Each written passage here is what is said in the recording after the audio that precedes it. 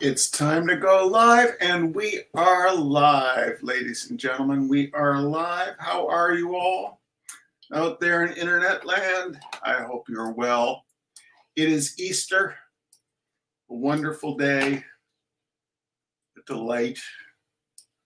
So Betty Sue sent me, recently I learned these clips of kind of Trumpy looking people pouring Bud Light down the drain. It's like something I agree with Trumpy people about, but then it turned out the reason they were pouring Bud Light down the drain would not be the reason I would pour Bud Light down the drain. Anyway, Betty Sue sent me a wonderful clip. I put it up on Faceplant, but Faceplant, of course, is not going to promote some other social media platform, but there's a wonderful TikTok video of this feller showing clips of people running over cases of Bud Light with their Chevrolet trucks, because Bud Light supports homosexuals. They're like, well, the guy's like, well, maybe you want to blow up your Chevrolet truck too, because here's Chevrolet Truck's campaign in favor of LGBTQ plus. It's very good. You should watch it. Anyway, tonight, ladies and gentlemen, wait a minute. I see. Is Terry Hudson? Terry Hudson's in the middle of the Atlantic. This is some imposter. Terry, well, we'll be thanking her in a minute, but it's nice to see everybody here. Nat, I don't want a used BMW. This, for those of you who do not rigorously follow everything I do on Faceplant, Facebook has decided I want to buy a used BMW. It's sending me all these ads for used BMWs. I do not want a used BMW. I don't want a new BMW. I do kind of want a one of those Mini Cooper Clubmans. I would take one of those. Anyway, tonight's liberal snowplowing do-gooder beneficiary, ladies and gentlemen, I've blathered on long enough, is the Springfield, Vermont Humane Society, where as a child, we got our wonderful used dog, Moxie. He was some sort of Airedale mix. He was a really nice dog. And I'm ever grateful to them. We've raised over $160 for them. So thank you all. Thank you all for supporting the Springfield, Vermont Humane Society. And we have to thank in the middle of the Atlantic, floating along on, she took the train to Miami. Then all of a sudden she was back in New Jersey on this boat. And she's now on this boat going across the Atlantic. The great Terry Hudson. Out there in Saxon's River, Vermont, where the sugaring season never ends. Where they're still making maple syrup, ladies and gentlemen, into April. Into April. The wonderful Martha Rowley. Down there in Bonneville, Massachusetts, where the bears appear like the swallows at Capistrano every spring. The bears appear and pull down the bird feeders of the wonderful Gary Pierce. A peripatetic. He's kind of like peripatetic in the way that Thoreau was peripatetic, in that Thoreau had traveled widely and conquered. Our friend here, he travels widely on the Amtrak Vermonter. He lives up in St. Albans, Vermont. And he gets on the Vermonter in the morning and he rides to some intermediate station. He gets off, has lunch, and gets back on the northbound Vermonter. Today he went to Greenfield, Massachusetts, and had a wonderful Salvadorian lunch, ladies and gentlemen. The wonderful Jim Frisk. Out there in Omaha, Nebraska. He posted a picture recently of himself at some water park or something in like 1974. He looked like a member of Hall & Oates. I can't remember if it was Hall or Oates that he looked like, but he looked like one of them, ladies and gentlemen. the great John Wilhelm, out there in Cincinnati, Ohio. Out there in Cincinnati, Ohio. And ladies and gentlemen, some of you may know my new addiction on what to watch in the evenings is Industry on Parade on YouTube. It's on a channel, Periscope Films. They rescued all these old Industry on Parade. Industry on Parade was presented by the National Association of Manufacturers each week, and various semi-obscure industries obviously paid to have a camera crew come and film them. And a lot of the industries in Industry on Parade take place in Cincinnati, Ohio. And out there in Cincinnati, Ohio, the one, the only, J.T. Mayer. She's been posting paintings of children, and they're very good paintings of children, ladies and gentlemen. She is a wonderful friend of this, whatever this is, this live stream. Our great friend, Catherine Fisher. My very own brother, ladies and gentlemen, my very own brother.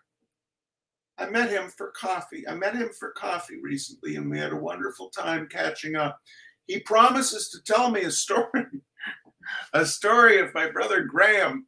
My brother Graham, one time apparently on his birthday, when it was traditional to make peach ice cream. His birthday was August 24th, and that's the 1 week window where in the Northeast, in New England, peaches are ripe. My brother Graham, the milkman, apparently forgot to leave off the cream to make the peach ice cream. And my brother Graham got on a bicycle and attempted to drive to to ride his bike to the FBI to report the milkman. I have not heard this story yet, but when I do, I will share it with you guys. So anyway, my wonderful brother Will Hunter,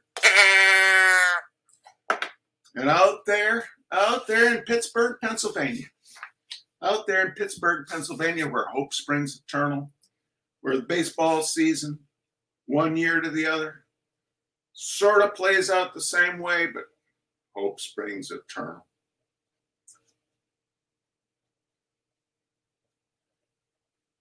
My very, very, very, very tall cousin, towering over Three Rivers Stadium like a home run, arcing above Three Rivers Stadium, hit by the other team. My very, very tall cousin, Mr. Nat Hunter, and his wonderful wife, Elise. All right, now, tonight, ladies and gentlemen, tonight we have a very special occasion. Because we finished James Thurber. We finished My Life in Hard Times. And I plan every year at the beginning, at some point in the spring, to read My Life in Hard Times. Maybe I'll start in January next time. But My Life in Hard Times, and then, of course, we go back to predominantly Robert Benchley. Well, occasionally, very occasionally, I think it's happened twice, people have asked for me to read some of my own humor. Well, I have written a sum total of about 2 pieces of humor in my life.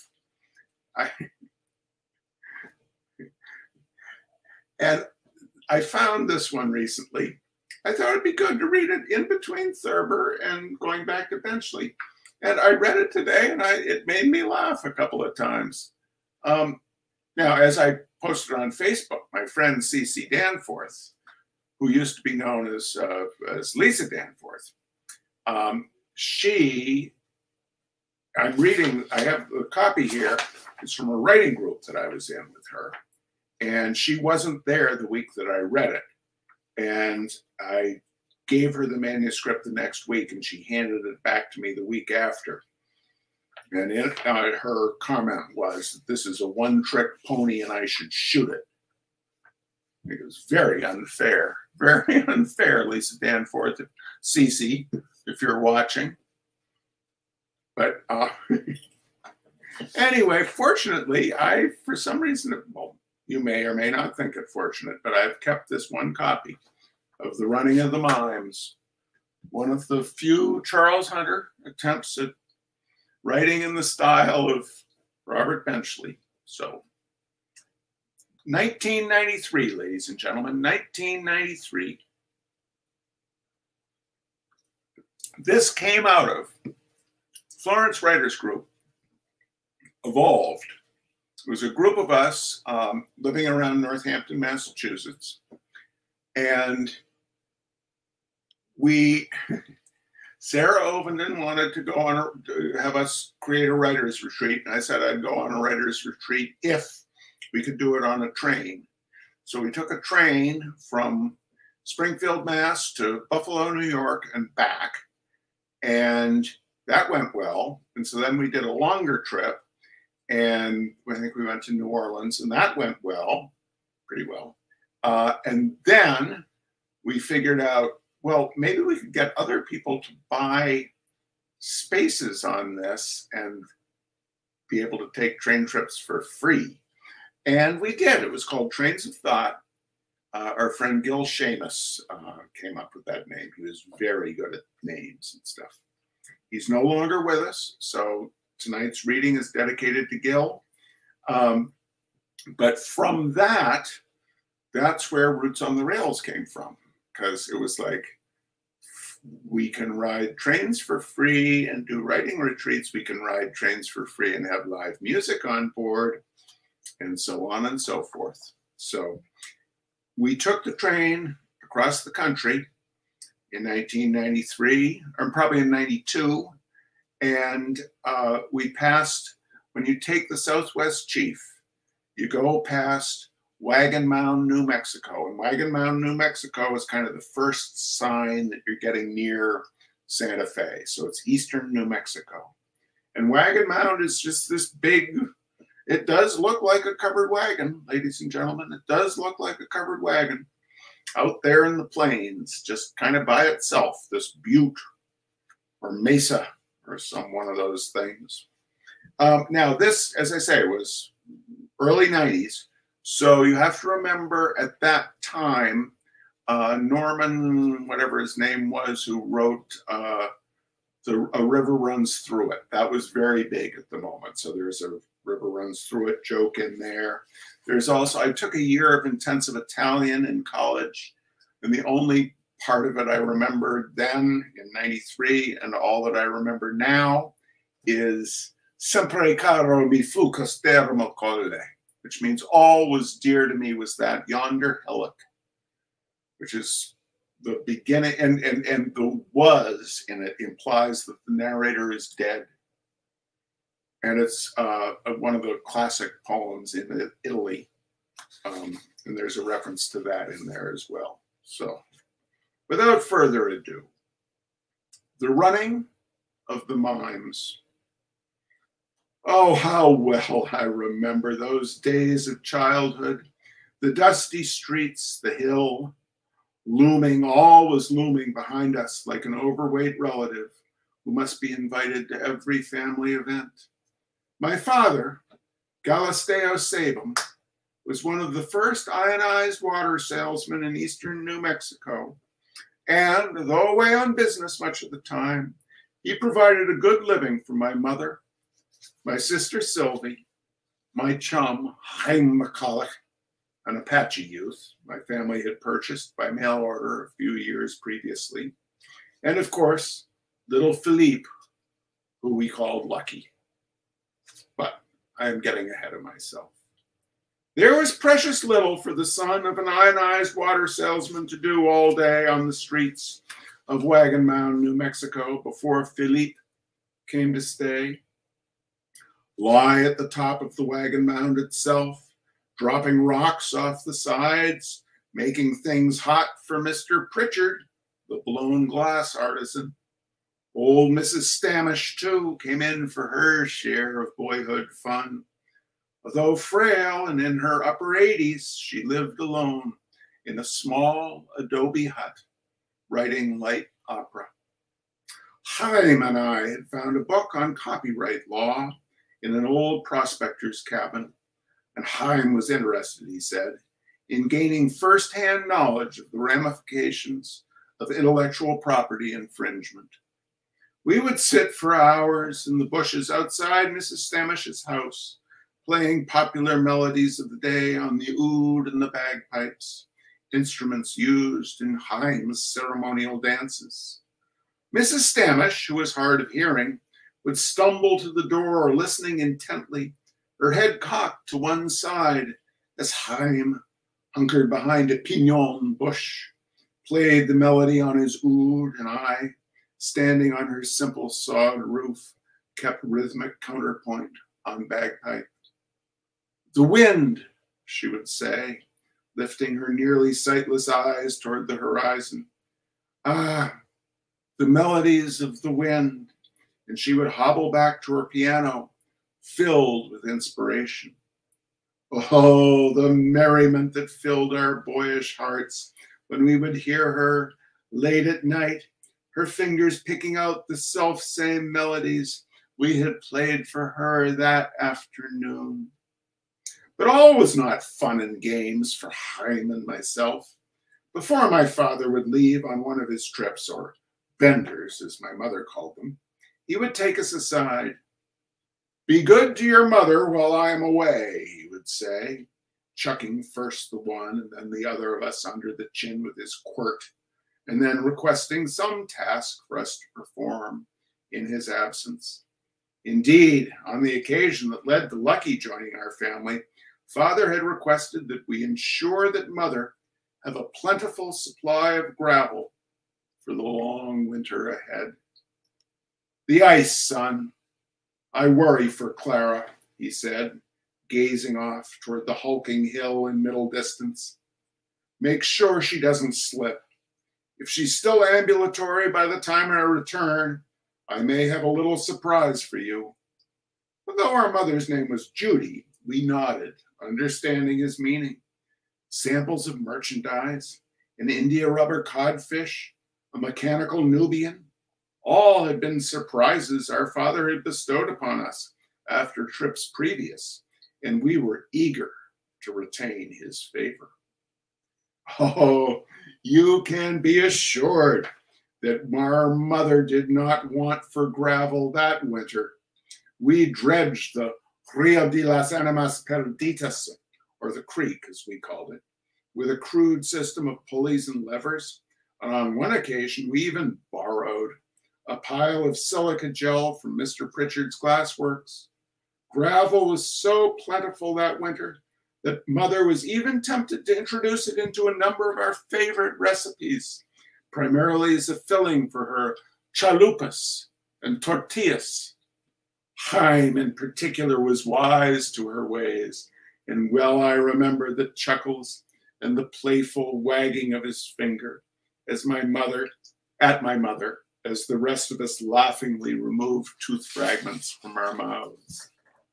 One day in early spring, our father returned, driving his yoke of Toggenburgs through the snow. Behind his covered wagon, a loaded travois bounced erratically. Haim and I were in the barn experimenting with the effects. This line I still like, ladies and gentlemen. This line I still like.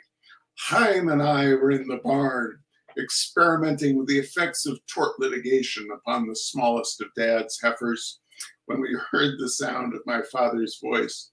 "Boys, boys," he cried. We raced outside in time to see the travois hit a particularly large rock and neatly turn on its side.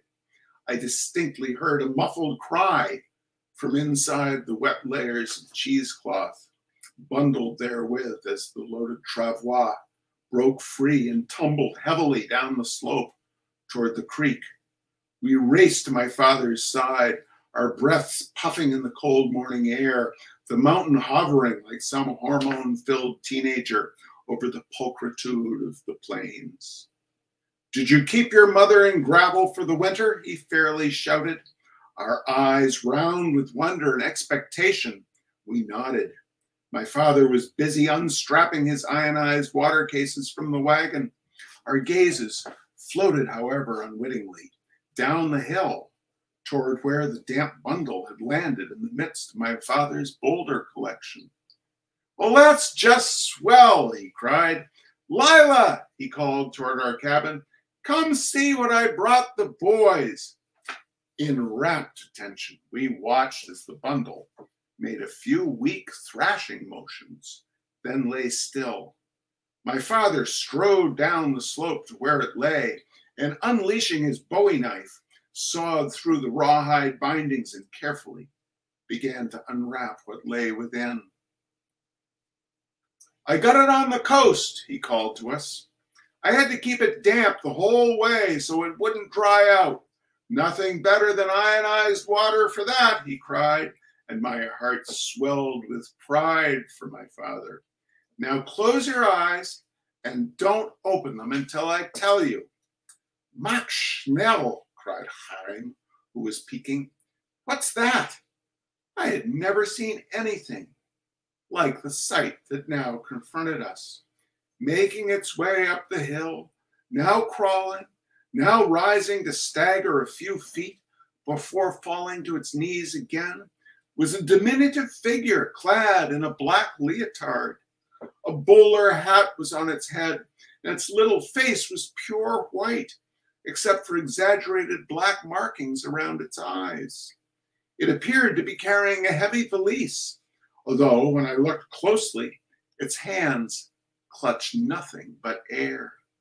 My mother, having paused in her butchering of our sheep herd long enough to see what my father had brought us, placed her hand reassuringly on my shoulder. "What is it, Dad?" I cried, trying to keep the fear out of my voice, although it were not for my mother's fingernails digging uncomfortably into my trapezius muscle, I would have turned and ran. "Shh," called my father. "He's just as scared of you as you are of him."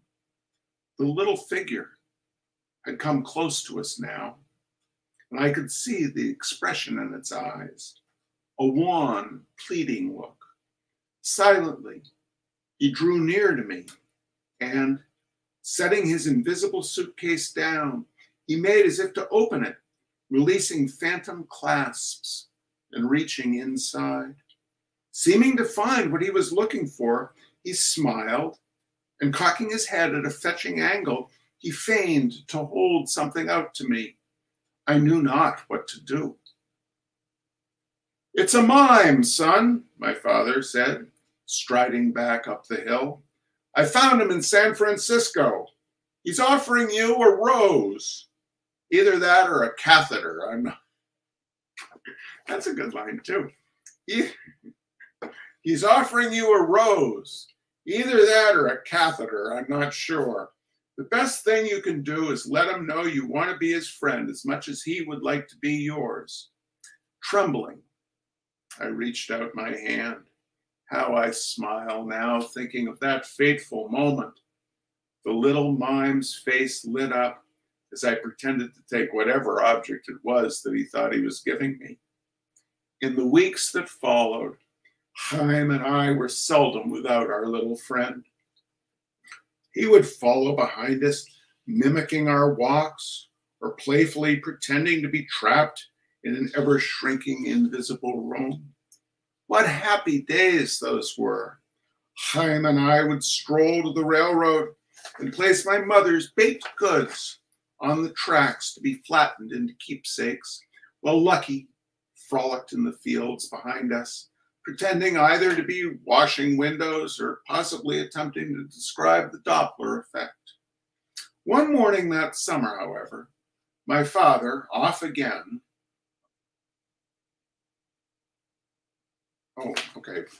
One morning that summer, however, my father off again, when Chaim and I went out to check on Lucky, as we now called him, I noticed something was amiss. His coat, normally black and shiny, was dull and lifeless looking. Instead of his usual greeting, offering what I supposed to be either a bouquet of flowers or a variety of cheeses, he simply stood out in his pen, staring motionless at the ground. "I think Lucky's sick," I told my mother when I returned to the house. "No kidding," she said, looking up from where she was where she was knitting a caftan. If it was up to me, I wouldn't let him near you boys. That's not what I mean. I think he's lonely.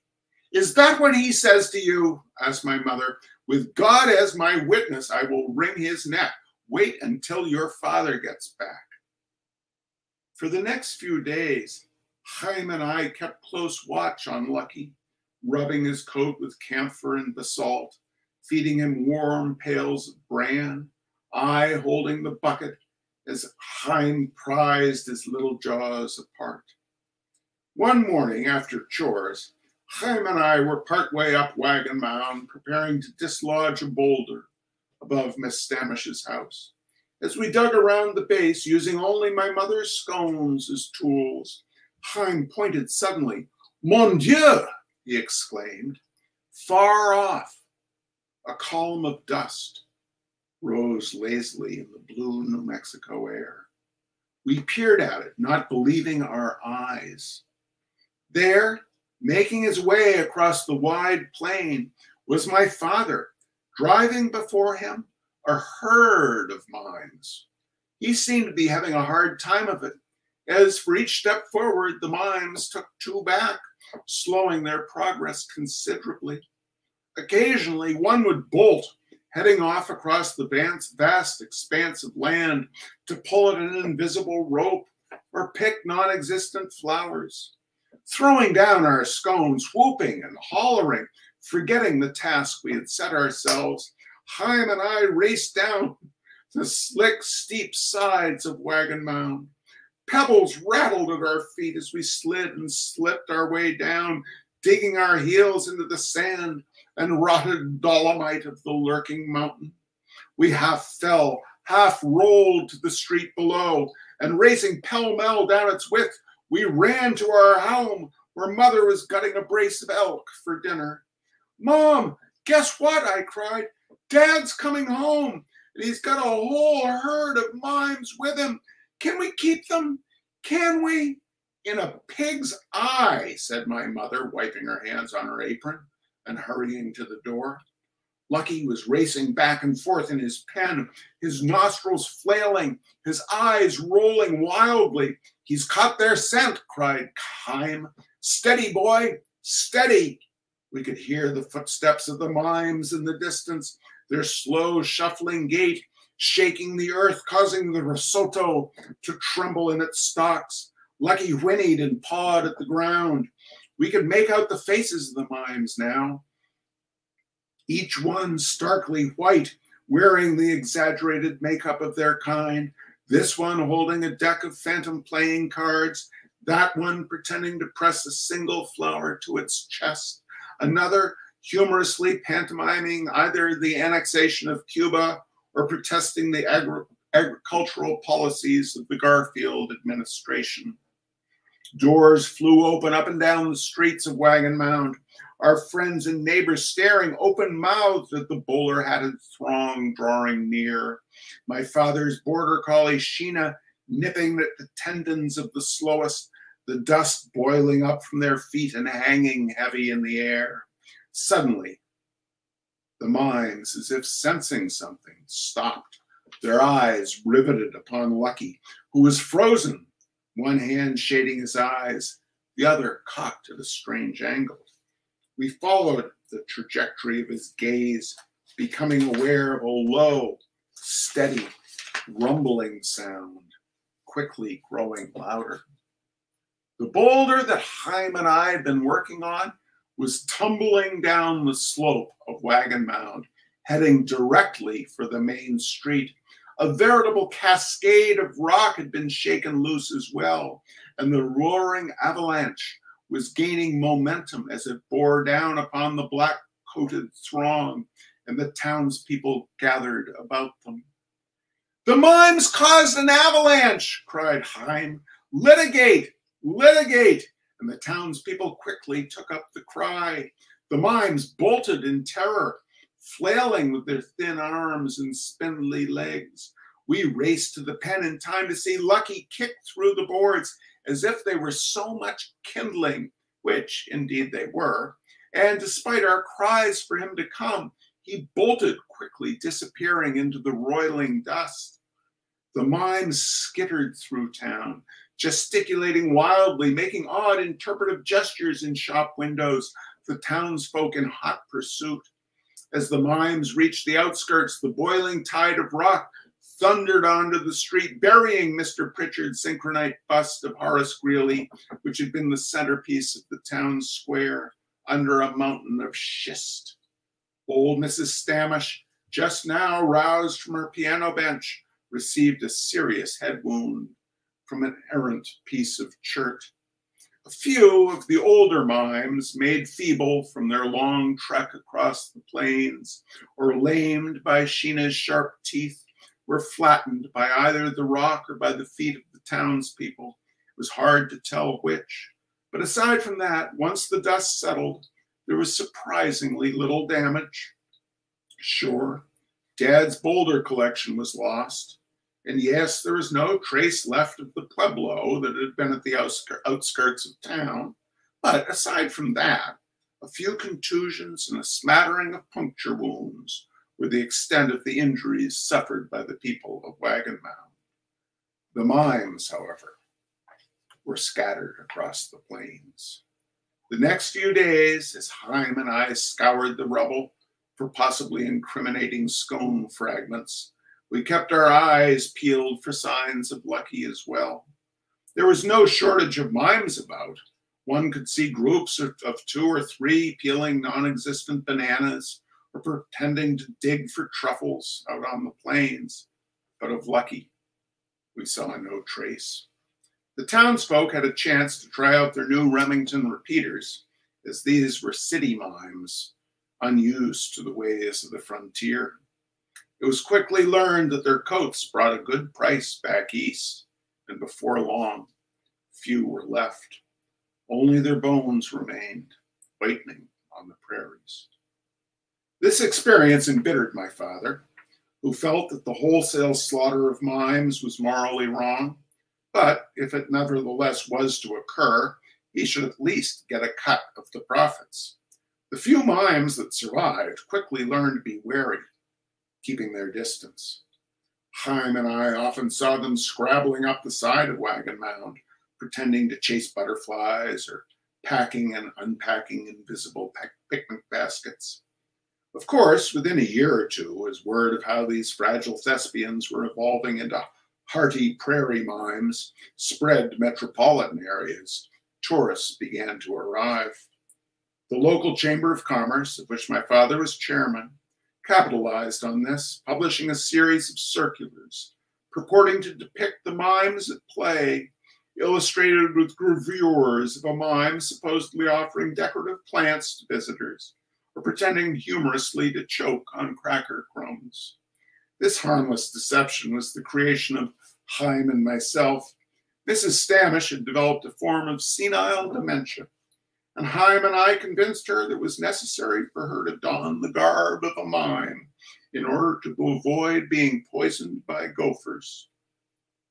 Using rudimentary legal techniques, we had simultaneously, and quite by accident, discovered Mr. Pritchard taking a rather bohemian series of artist tintypes of my sister Sylvie, and therefore we were able to persuade him to deed to us his portable photographic laboratory under quite favorable economic terms. The following year, on the anniversary of their sudden arrival and equally quick demise, we staged our first running of the mimes. That early parade, featuring only Mrs. Stamish, 2 mimes brought in from Los Angeles specifically for that occasion, and a local farmer's pet burro painted to resemble Horace Greeley. That has, of course, since grown to become the massive event that it is today. Now, as I sit on the grandstand, watching the mimes running the obstacle course, pretending to pull flowers from startled onlookers' hats, being roped, hog-tied, and branded, I think back to that first day that I saw Lucky. I confess that although 40-some-odd years have passed, and that even if by some miracle he escaped the raining hail of chert and schist that buried his pen so many years ago. He has doubtless kept his appointment with the one who looks silently down upon us all. I still scan the rubble-strewn streets of Wagon Mound looking for that familiar form. The local indigenous mime population has survived and even prospered since the introduction of bag limits and the limited bucks-only mime season. And mimes are often seen frolicking on the slopes, being pushed along by invisible winds, proffering non-existent bouquets to one another. But at those times, my heart is a barren landscape, far from the crouched form of that familiar hillock, and Lucky runs through it. I am haunted by mimes. All right, ladies and gentlemen.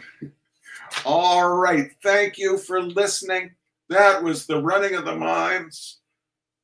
Probably the first and last public reading of the running of the mimes. We'll be back next week for the April, Paul Revere, the fellow trying to sell silver polish to Paul Revere. That Robert Benchley will have that next week. So the report from the Juno acid bath salesman. So we'll see you next week. Thank you for watching. Take good care and have a Bud Light.